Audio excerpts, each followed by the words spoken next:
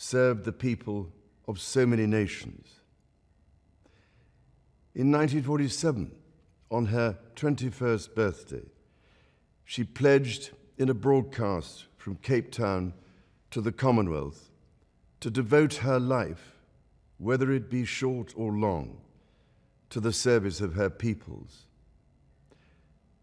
That was more than a promise. It was a profound personal commitment which defined her whole life. She made sacrifices for duty.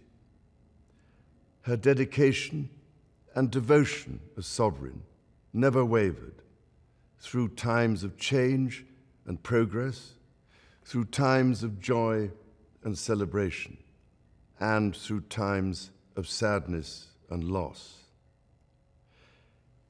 In her life of service, we saw that abiding love of tradition, together with that fearless embrace of progress, which makes us great as nations.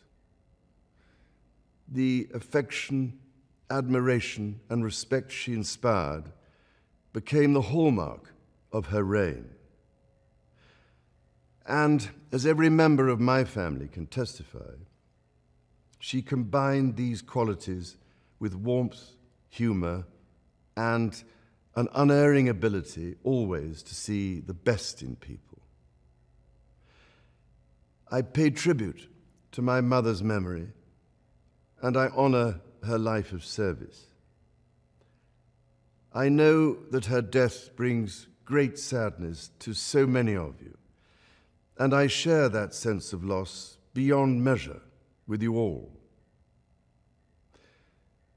When the Queen came to the throne, Britain and the world were still coping with the privations and aftermath of the Second World War, and still living by the conventions of earlier times. In the course of the last 70 years, we have seen our society become one of many cultures and many faiths. The institutions of the state have changed in turn. But through all changes and challenges, our nation and the wider family of realms, of whose talents, traditions, and achievements I am so inexpressibly proud, have prospered and flourished. Our values have remained and must remain constant. The role and the duties of monarchy also remain, as does the sovereign's particular relationship and responsibility towards the Church of England, the church in which my own faith is so deeply rooted. In that faith and the values it inspires, I have been brought up to cherish a sense of duty to others and to hold in the greatest respect the precious traditions, freedoms, and responsibilities of our unique history and our system of parliamentary government. As the Queen herself did with such unswerving devotion, I too now solemnly pledge myself, throughout the remaining time God grants me, to uphold the constitutional principles at the heart of our nation. And wherever you may live in the United Kingdom, or in the realms and territories across the world, and whatever may be your background or beliefs, I shall endeavor to serve you with loyalty, respect, and love, as I have throughout my life. My life will, of course, change as I take up my new responsibilities. It will no longer be possible for me to give so much of my time and energies to the charities and issues for which I care so deeply. But I know this important work will go on in the trusted hands of others. This is also a time of change for my family. I count on the loving help of my darling wife, Camilla.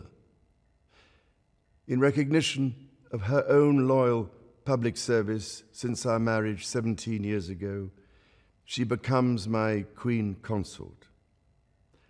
I know she will bring to the demands of her new role the steadfast devotion to duty on which I have come to rely so much. As my heir, William now assumes the Scottish titles which have meant so much to me. He succeeds me as Duke of Cornwall and takes on the responsibilities for the Duchy of Cornwall, which I have undertaken for more than 5 decades.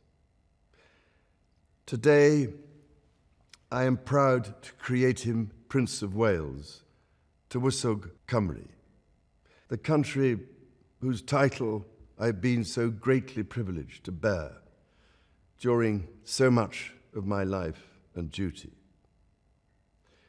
With Catherine beside him, our new Prince and Princess of Wales will, I know, continue to inspire and lead our national conversations, helping to bring the marginal to the centre ground, where vital help can be given. I want also to express my love for Harry and Meghan as they continue to build their lives overseas. In a little over a week's time, we will come together as a nation, as a Commonwealth, and indeed a global community, to lay my beloved mother to rest.